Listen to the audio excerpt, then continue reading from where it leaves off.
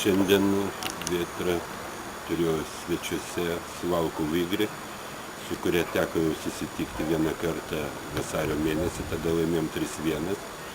Šiandien rungtynės ypač prasidėjo didelė sparta ir pirmą minutę labai po gražios atakos, pirmą įvartį pasiekėm ir 20 minutę tapo rezultatas 2-0, kada įvartį pasiekė Gajus Kulbis.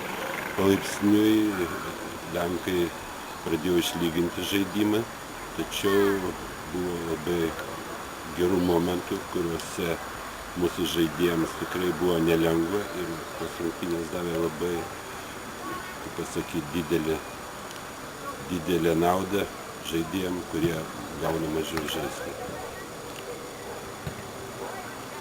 Ką iš žaidėjų paminėti, tikrai norisi ir atvykę į peržiūrą 3 žaidėjai, kurie šiuose rungtynėse irgi save parodė ir suteikė minčių, kada eigoje spręsim apie jų buvimą komandoje.